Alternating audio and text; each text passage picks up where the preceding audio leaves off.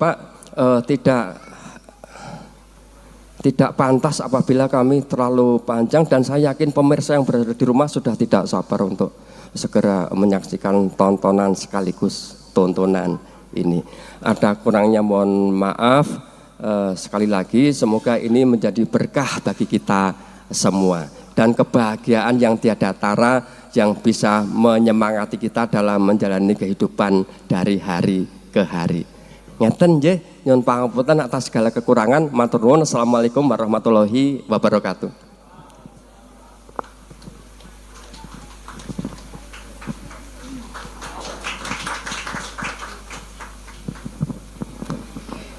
Nggih. Matur nuwun dumateng Bapak Kepala Sekolah SMK Negeri 1 Kasihan SMKI Yogyakarta, Bapak Agus Suranto, Sarjana Pendidikan Magister Seni. Awit sedaya aranipun tumrap sedaya siswa-siswi mliginipun kompetensi keahlian seni pedalangan. Mugi sageta ngunggah saha dados tambahing panjurung anggenipun sami ngangsu kawruh wonten ing SMK Negeri 1 Kasihan SMKI Yogyakarta. Kepada para tamu yang kami hormati, sampai sudah kita di penghujung acara yang dinantikan, yaitu uji kompetensi keahlian seni pedalangan SMK Negeri 1 Kasihan SMKI Yogyakarta tahun 2025 yang akan dilaksanakan oleh Dalang Ki Gading Pawukir Seno Sapurtro dengan lampahan pendadaran siswa Sokolimo. Bapak Ibu sagung para tamu ingkang kinurmatan, satunggal mboko setunggal rantamaning acara wonten ing wekdal menika sampun kalampahan. Mboten karaos sampun dumugi pungkasaning acara inggih menika penutup minangka sarana nelakaken raos syukur kunjuk dumateng Gusti ingkang Maha Agung kanthi ndedonga sesarengan. Ndedonga anut kapitadosan ingkang rinasuk, sumangga kula dherekaken. Matur nuwun. Lan kula minangka pranata cara tamtu kemawon kathah lepat saha kirangipun pramila mugi panjenengan sedaya kersa nglumunthuraken sih samudra pangaksami dhateng kula. Akhirnya kita kasih pantun sedikit. Tuku santen tambahi kupat, nyuwun pangapunten menawi wonten lepat. Selamat menyaksikan pagelaran wayang kulit.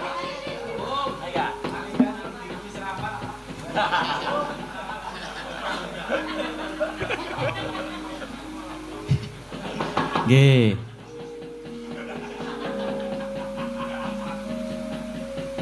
Iki yo ora lali lho, Reng. Apa, Truk? Yo biasane. Biasane iki apa? Kirim donga kagem Bapak, kemal mahrum Bapak Ki Suna Nugroho. Wah, kuwi sing penting nggon kono kuwi. Ha yo.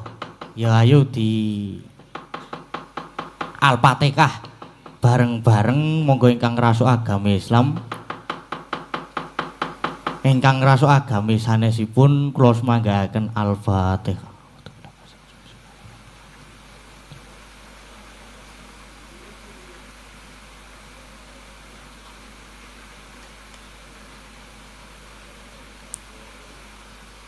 Cekap matur nuwun. Wis kaya ngono kuwi. Cek terus saiki arep ngapa? Ayo wangune nek goro-goro ya nganggo nembang-nembang, nganggo lagu-lagu. Ora ketang siji loro. Lah kuwi sing tak tunggu ken mau iki kuwi lho. Aku ki jan wah. Wah jan wis. Wis jan wah. Yo. Gawe apa arepan? Lah yo. Sing klasik-klasik. Sing engko anggere kanca kono sing turu, nah kuwi berarti wis sip. Apa arepan, Truk? Uler kambang. Uler kambang? Heeh. Wis sip banget kuwi. Oh ya boleh. Ngono kuwi ya ora apa-apa kok. Sing nyekar sapa? Mas Reza. Lho. Sinden, ora kancamu. Aduh, kesel aku. Nggih, Mbak Ayu Purwalestari. Uler kambang. Kok aku krungu sawer-sawer iki apa ya?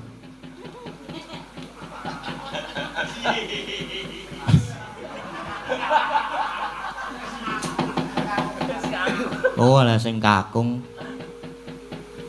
Monggo Mbak Ayu. Nggih. Nggih.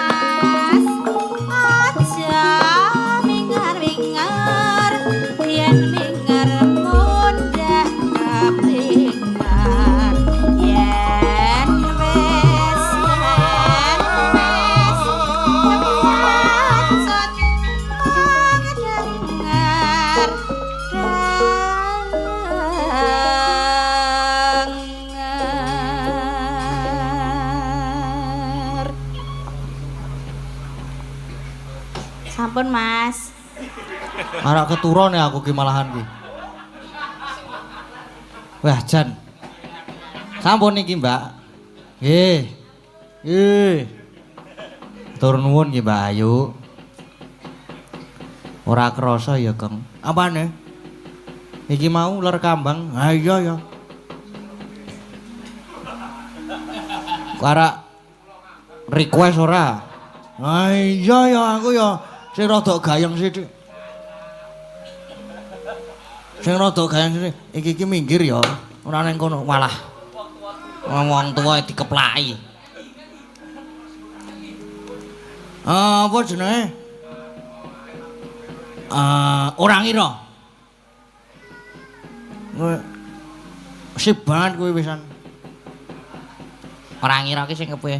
Ya sing ngono kae lho. Ya mang aku mang kepengin wae ora ngira.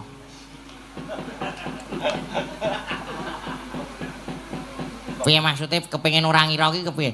Tembange iki lho. Ora ngira. Nah, sik nyekar, Mbak. Wah, ya kur. Dene karak milih kur. Wah, semangat. Nggih, kur mboten apa-napa.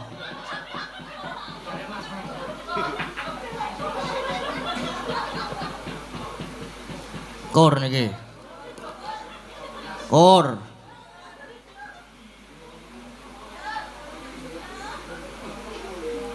Lah ya kok.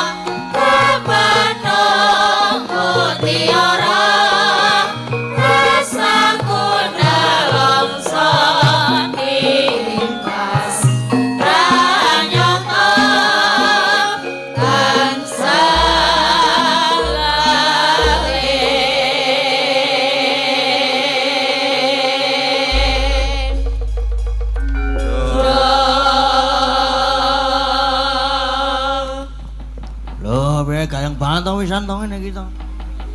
Wis jos sip banget ngene iki. Lah iya.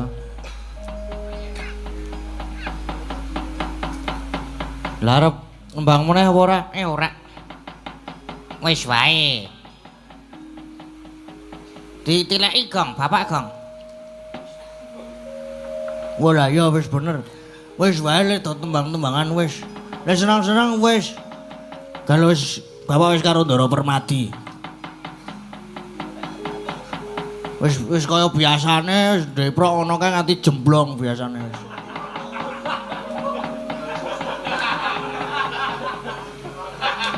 Ora iya nek ngono kae wis tenan nganti dekok-dekok ngene dalane nek wis ngono kae. Lah kepiye?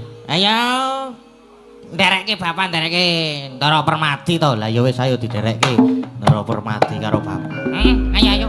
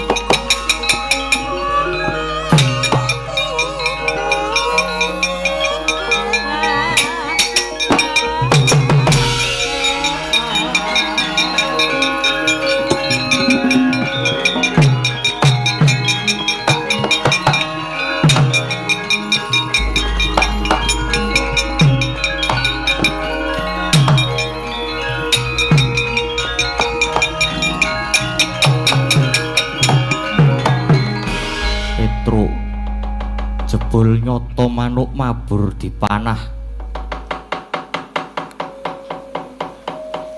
Santai, tenang. Ampun minder Gus, ampun nervous. Tandingi. Yo Petruk.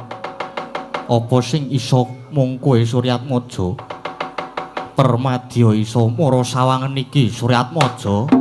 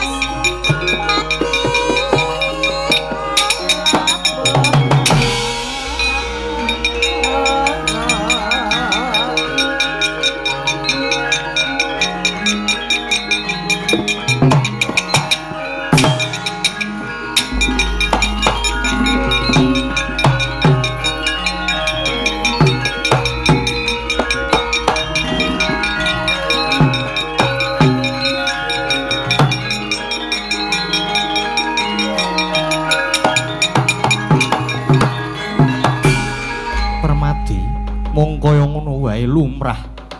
Ayo saiki sawangen lehku manah manuk kae karo Mungkur Permadi.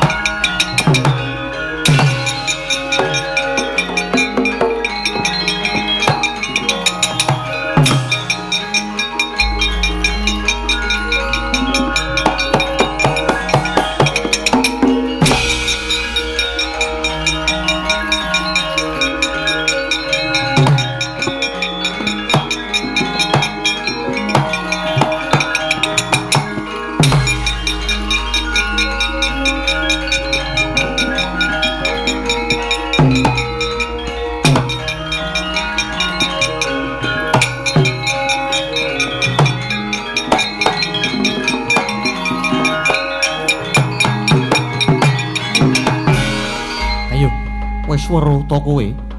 Manuk tak panah karo mungkur wae kena. Lah kok dadi mung semono kebisane siswa Pendhita Durna ulap-ulapan sing dadi ucapmu. Ayo saiki adu katihasan karo Permadi. Tangkep Jojo kantaran bau genti milang tatu Suryatmaja.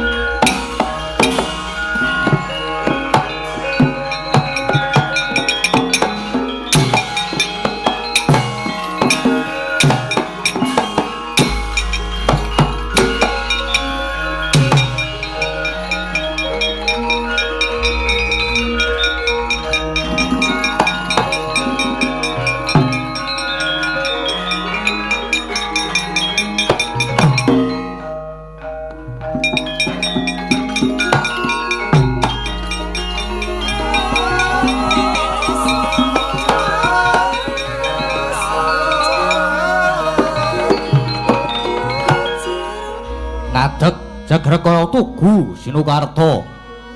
Tugu wujudan manggon Sinukarta sinungging Jinawi-cawi. Lenggih menika Sang Ratu Jimat Dewi Kunthi Talibrataya Dewi Prita. Legek jroning tias dupi mulat dinya sami Bandayuda. Risang panengah pangsah kaliyan Suryatmaja. Jroning batos tuwuh tandha pitakenan labet mulat kekalih Nyakaya Jambe sinigar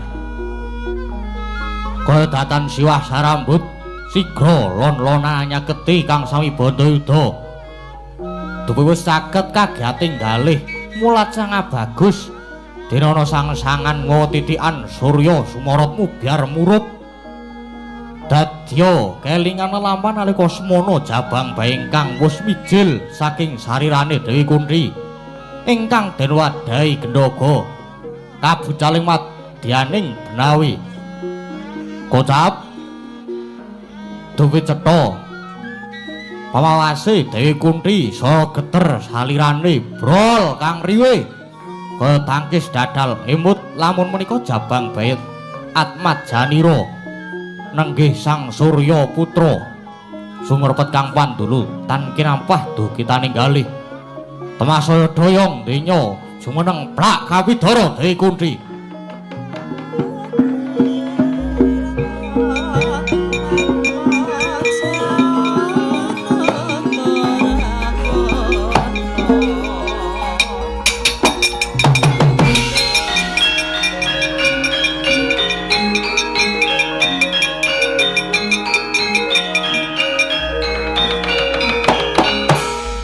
Tanemut Praduksina Sang Dewi Kunthi kocap Raden Bratasena dupi mulat. Wah, Kunthi babu kenapa? Kunthi babuku.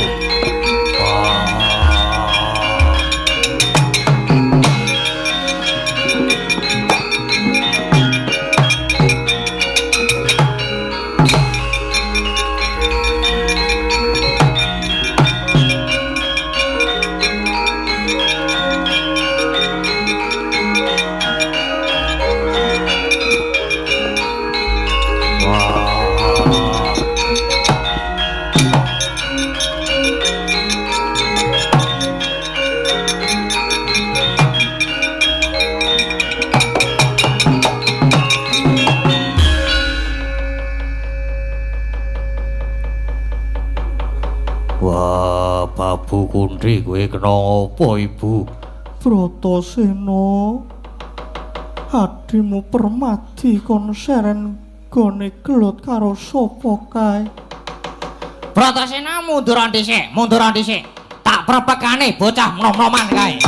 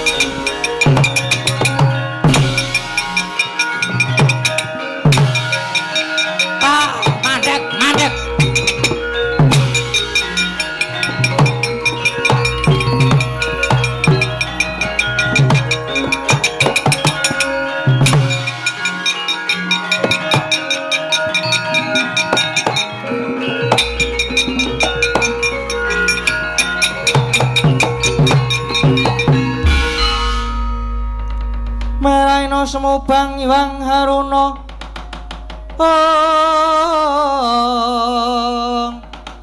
kadinetrane nganggo rapuh sabdaning kukila ringgani kara sageter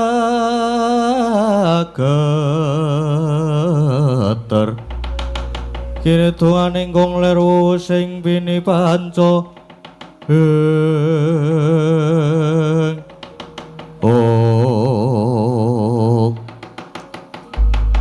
Nger aja sinenggo tambuh nyatane aku durung manuh kowe kuwi sapa lah kok wani sumalana lumebu ana ing paguron Sukalima nganti gawe gumun kang padha ndelok sapa kowe nggih Sang Resi Durna menawi dangu dhateng kula nami kula Surya Putra ya Suryatmaja lare saking Perta Perlaya kula ngaturaken sungkem pangabekti Peremban ya tak nampa kowe sumalana wani mlebu rene sing ngakon sapa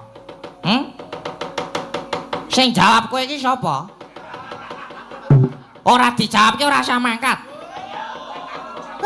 jan inggih saking kekajengan kula piyambak bawa Peremban kok kendel lah kok wani kowe inggih saking kaselaknata ling raos manah kula dupi mulat kawagigan para pandolan kura ingkang namung semanten kasagedanipun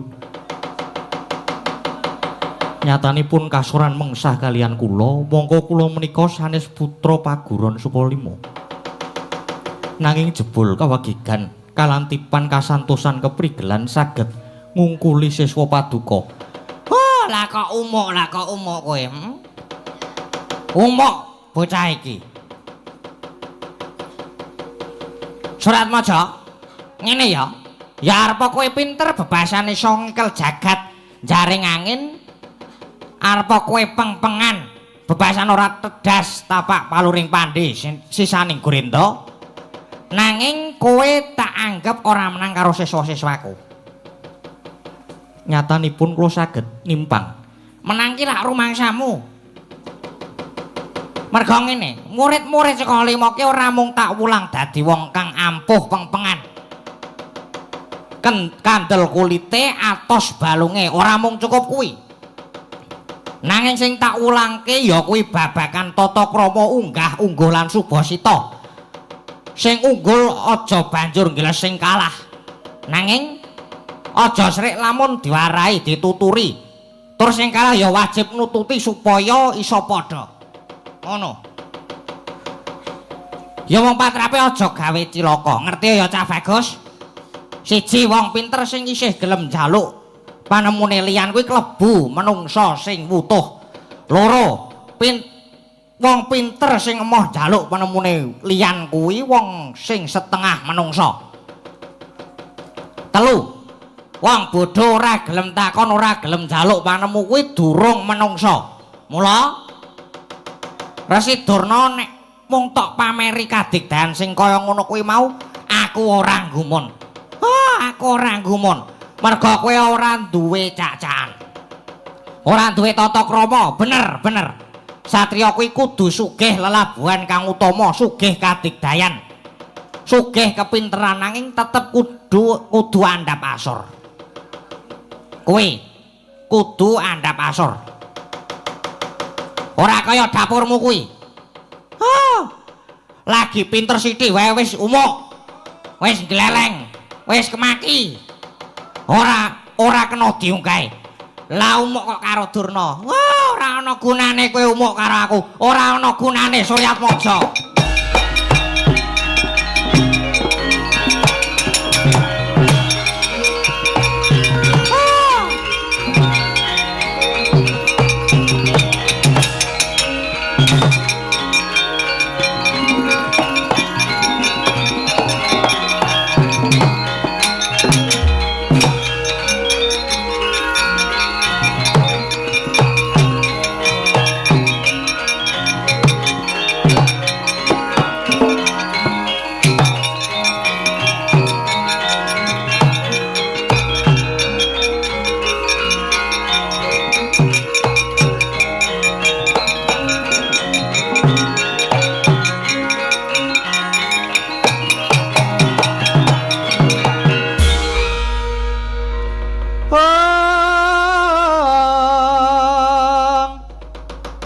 wancine wus kakat tenjang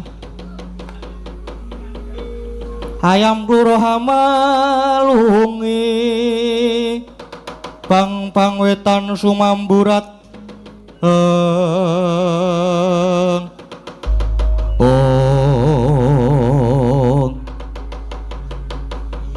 kowe sing jeneng Suryatmaja ya Surya Putra inggih Raden kasinggihan mekaten bocah ngendi kowe kula lare Perta Perlaya putranipun Kusir Adirata paduka menika sinten Raden aku Kurupati pambayoning para sata Kurawa kowe saiki arep nendi inggih badhe wangsul wonten ing Perta Perlaya rasah ora sah mulih isih yahene kok mulih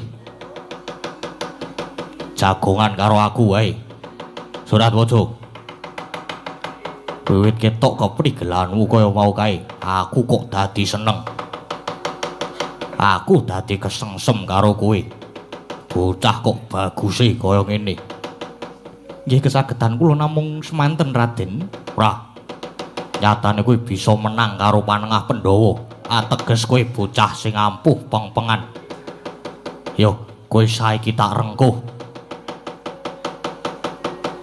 kowe tak rengkuh dadi geneping para Kurawa aja sumlang kowe melu aku kepenak kowe melu aku sesuk kowe bakal tak dadekke tungguling para ajurit nggih Raden sendika ngesaken dawuh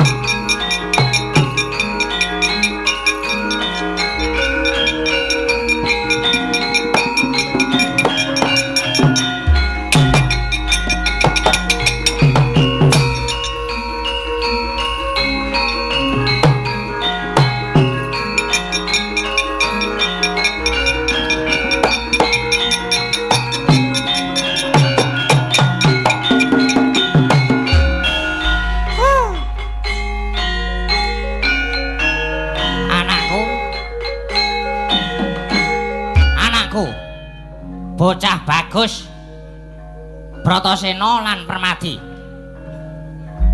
anakku murid bocah bagus pon bapa rumangsa bombong bungah lan marem merga nyatane kowe bisa nuruti apa sing dadi kakudanganku lan kowe ya siswa ingkang tuwajuh nggon munggayuh kawruh nanging pigatekno pitungkasipun bapa ya ngger